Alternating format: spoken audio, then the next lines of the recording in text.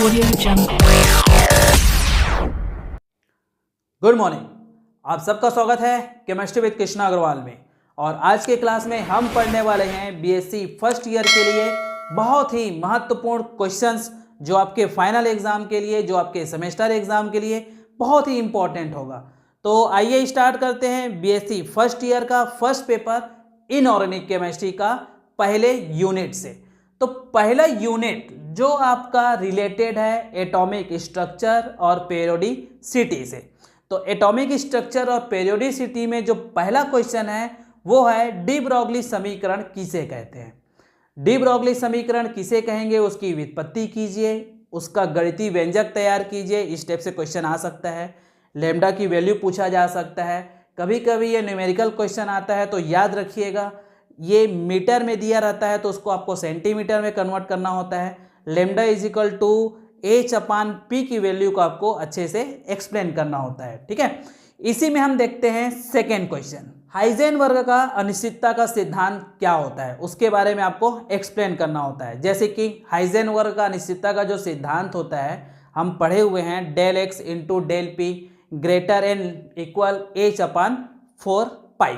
तो इसको गणितीय रूप में भी क्वेश्चन दिया जा सकता है। इसी में हम लोग बढ़ते हैं आगे तीसरा क्वेश्चन में। श्रोडिंगर समीकरण किसे कहते हैं, व्युत्पत्ति कीजिए। कभी कभी इसी में 2 नंबर का क्वेश्चन दे देगा साई स्टार का महत्व क्या होता है। साई तथा साई स्टार का जो महत्व होता है वो श्रोडिंगर वेव इक्वेशन से कैसे रिलेटेड है, इनको आपको बताना होता है। नेक्स्ट क्वेश्चन दिया हुआ है कक्षकों की आकृति को समझाइए। कक्षक हम जानते हैं कि टोटल 4 कक्षक होते हैं, एस पी डी और एफ। आपका सिलेबस जो बोलता है एस ऑर्बिटल, पी ऑर्बिटल तथा डी ऑर्बिटल की आकृति को समझाना होगा। इसी में अगर 1 या 2 नंबर का क्वेश्चन दे देगा तो डी ऑर्बिटल में कोई 3 ऑर्बिटल को पूछ देता है उसकी आकृति कैसे होती है। तो आपको जानना जरूरी होता है कि एस स्फेरिकल होता है, पी डंबल होता है और डी क्या होता है, डबल डंबल। तो इस प्रकार कितने भागों में उसको डिवाइड किया गया है उन पांचों का डी के बारे में बता रहा हूं आपको मैं। पांचों के बारे में आकृति को सेपरेट आप बना के देखिएगा। ठीक है, इसी में पूछा जाता है कुछ टिप्पणी बेस्ड क्वेश्चन। देखिए टिप्पणी में क्या क्या क्वेश्चन है। पहला है आपका अबव का सिद्धांत दिया हुआ है। अबव का सिद्धांत में कभी कभी पूछ देगा n+l की वैल्यू को समझाइए। n+l का मान क्या होता है। पाउली का अपवर्जन सिद्धांत दिया हुआ है। तो पाउली के अपवर्जन सिद्धांत आप तो जानते हैं, किसी भी कक्षा में उपस्थित जो 2 इलेक्ट्रॉन होते हैं उनके चारों क्वांटम संख्याओं का मान एक बराबर नहीं होता, समान नहीं होता, इनको आपको बताना होगा। उसी प्रकार हुंड के बहुलता का नियम को समझाइए। हुंड के बहुलता का नियम, जैसे कि ये जो चारों क्वेश्चन है आप जानते हैं कि टोटल एग्जाम में पूछा जाता है एग्जाम्पल बेस्ड क्वेश्चन, उसके बारे में आपको बताना होगा। ठीक है, नेक्स्ट क्वेश्चन है आयनन ऊर्जा किसे कहते हैं। आयोनाइजेशन एनर्जी या आयोनाइजेशन पोटेंशियल किसे कहते हैं। ये बेसिकली परिभाषा के रूप में तो कम आता है लेकिन कारण बताओ ज़्यादा आता है। नाइट्रोजन का आयनन ऊर्जा का मान ऑक्सीजन से ज़्यादा होता है। क्यों? क्योंकि हम जानते हैं किसी भी पीरियोडिक टेबल में जब हम लेफ्ट टू राइट बढ़ते हैं आयोनाइजेशन एनर्जी की वैल्यू हमेशा इंक्रीज होती है, लेकिन यहाँ पे नाइट्रोजन की वैल्यू ज़्यादा है ऑक्सीजन से। ऐसा क्यों? ये क्वेश्चन रिपीटेड क्वेश्चन है, आप इसको अच्छे से प्रिपरेशन करके रखिएगा। ठीक है, इसी प्रकार नेक्स्ट जो दिया हुआ है इलेक्ट्रॉन बंधुता किसे कहते हैं, इलेक्ट्रॉन एफिनिटी किसे कहते हैं, इलेक्ट्रोनेगेटिविटी किसे कहते हैं, प्रभावी नाभिकीय आवेश क्या होता है।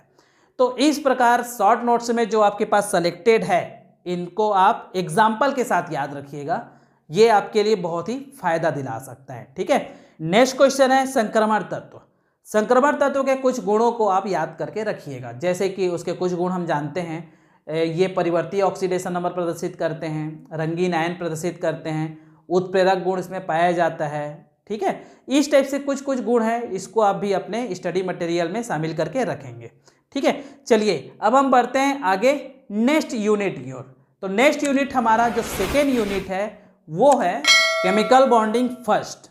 तो केमिकल बॉन्डिंग फर्स्ट में जो लिया गया है पहला क्वेश्चन दिया हुआ है सोडियम क्लोराइड की क्रिस्टलीय संरचना का विवेचना कीजिए। सोडियम क्लोराइड जो होता है उसकी क्रिस्टलीय संरचना होती है, हम ठोस वाले चैप्टर में पढ़े हुए हैं इसको। इसकी क्रिस्टलीय संरचना कैसे बनती है, जैसे एक सोडियम 6 क्लोरीन से घिरा होता है, एक क्लोरीन 6 सोडियम से घिरा होता है। ये क्वेश्चन को डाइवर्ट करके पूछ देगा ए और बी कोई अणु है, उसकी क्रिस्टलीय संरचना को समझाइए एग्जाम्पल देके। इसी प्रकार इसी में नेक्स्ट क्वेश्चन जो दिया हुआ है, त्रिज्या अनुपात किसे कहते हैं, उदाहरण देकर समझाइए। समन्वय संख्या किसे कहते हैं, इसको भी आपको टिप्पणी लिखना है। कभी कभी क्वेश्चन पूछ देगा कि त्रिज्या अनुपात और समन्वय संख्या में संबंध बताइए कि क्या संबंध होते हैं दोनों में और ये किस टाइप से इसकी परिभाषा को लिखा जाएगा। ठीक है, अगला क्वेश्चन है, शॉटकी तथा फ्रेंकल त्रुटि क्रिस्टल को किस प्रकार प्रभावित करते हैं।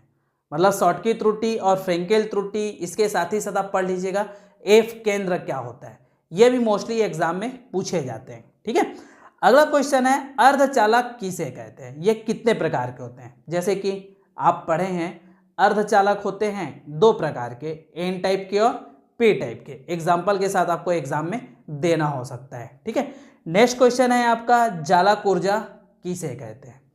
जालक ऊर्जा के बारे में आपको एग्जाम्पल के साथ बताइएगा ताकि आपको पूरे में पूरा नंबर मिल सके। नेक्स्ट क्वेश्चन है, वन हाइवर चक्र पर टिप्पणी लिखिए। फजन के नियम को संक्षिप्त में समझाइए। फजन का नियम जो होता है वो हमेशा इसके अनुप्रयोग को ज़्यादा क्वेश्चन के रूप में पूछा जाता है।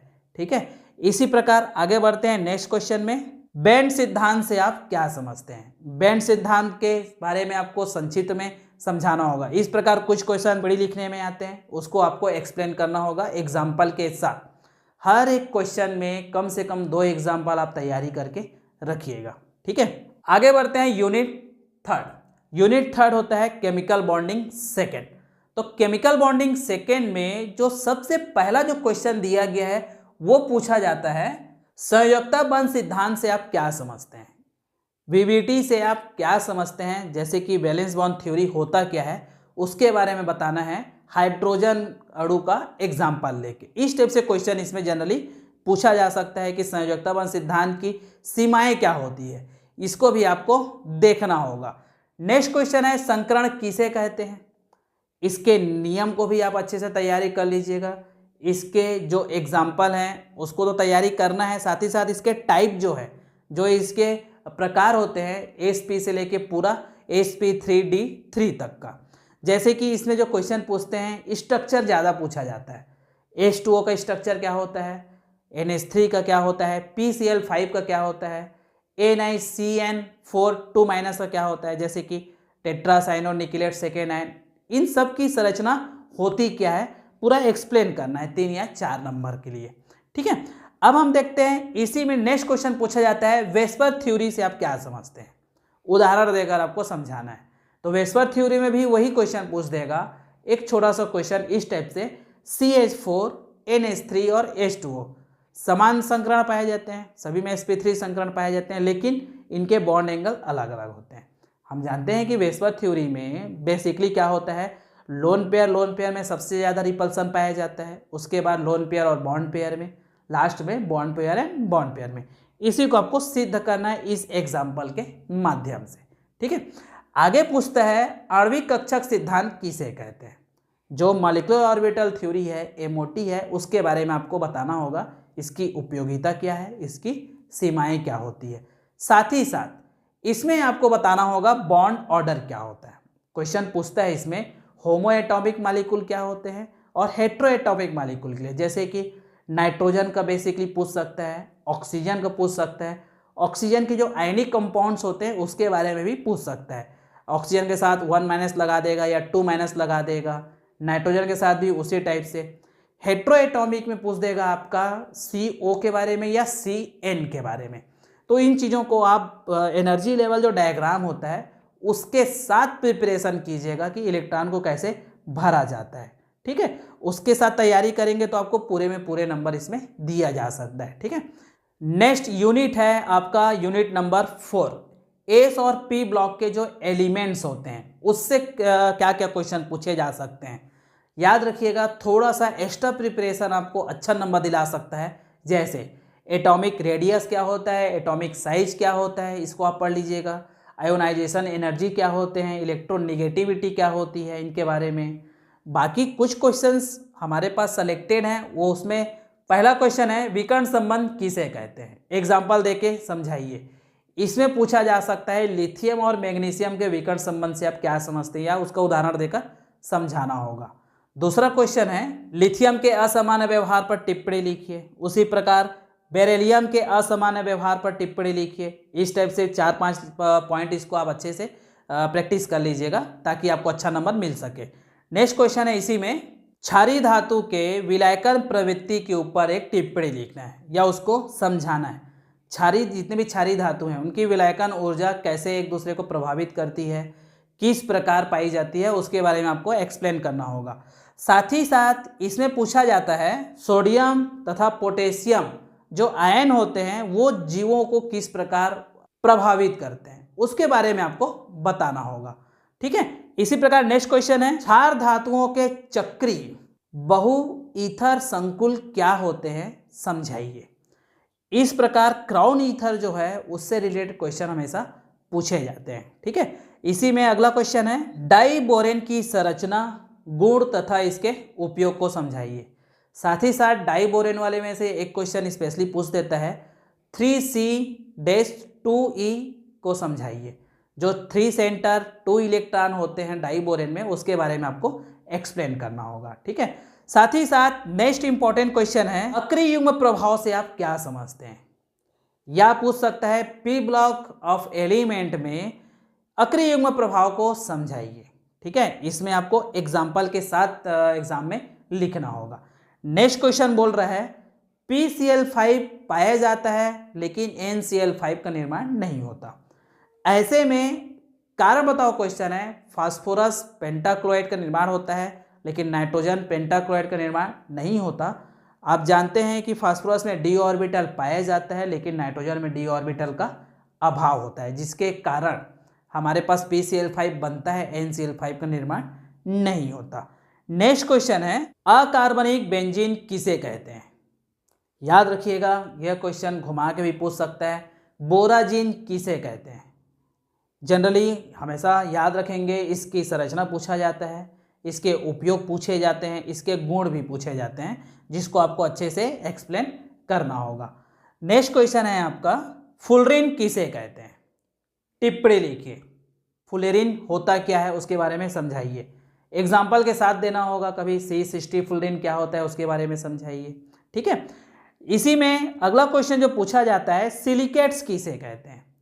जैसे कि सिलिकेट्स में कुछ डायरेक्टली फार्मूला बेस्ड क्वेश्चन पूछ सकता है ASiO4 4- के बारे में आप समझाइए, इसे क्या समझते हैं। ठीक है।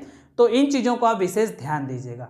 इस यूनिट का नेक्स्ट और लास्ट क्वेश्चन जो है आपका है इनर हाइड्रोजन कंपाउंड क्या होते हैं।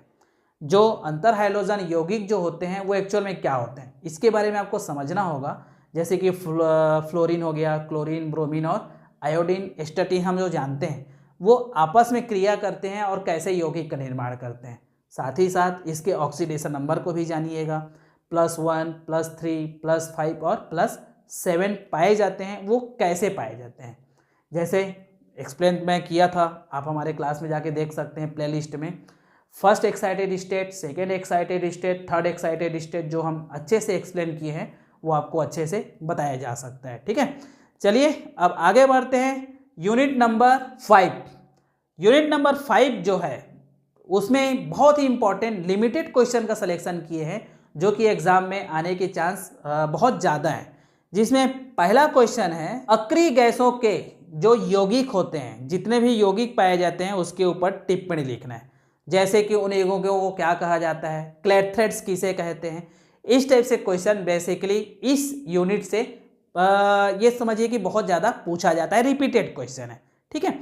इसी में सेकेंड क्वेश्चन जो पूछा जाता है वो है जिनान के फ्लोराइड्स, जितने भी जिनान के फ्लोराइड्स होते हैं, चाहे वो ऑक्सी फ्लोराइड हो या डायरेक्ट फ्लोराइड हो, उसकी संरचना के बारे में मोस्टली 100% क्वेश्चन पूछा जाता है। ये क्वेश्चन आपके एग्जाम में आना ही आना है, इसको अच्छे से प्रैक्टिस करके रखिएगा। इसी में नेक्स्ट क्वेश्चन आपका है क्रोमिल क्लोराइड परीक्षण का रासायनिक समीकरण के माध्यम से समझाइए। इसको आप 2-4 रासायनिक समीकरण इसका तैयार कर लीजिएगा और अच्छे से इसको किया जा सकता है। ठीक है। नेक्स्ट क्वेश्चन है विलेयता गुणनफल क्या है। विलेयता गुणनफल तथा आयनिक गुणनफल में संबंध स्थापित कीजिए। तो इसके बारे में क्वेश्चन आप पूछ सकते हैं। और लास्ट क्वेश्चन है यूनिट नंबर 5 का, सम आयनन प्रभाव से आप क्या समझ सकते हैं। एग्जाम्पल हमेशा याद रखिएगा, जितना भी क्वेश्चन आपके सामने में है पढ़ाई तो अच्छे से करना ही है, साथ ही साथ जितना ज़्यादा अच्छे से एग्जाम्पल दोगे आप उतना अच्छे से आपको एग्जाम में उस क्वेश्चन का आंसर को लिख सकते हैं। ठीक है, वीडियो अगर अच्छा लगा तो आप अपने दोस्तों को शेयर कीजिए। इसके बाद हम लाने वाले हैं बीएससी फर्स्ट ईयर का सेकेंड पेपर ऑर्गेनिक केमिस्ट्री। ठीक है, आप अपने एग्जाम के लिए अच्छे से प्रिपेयर रहिए।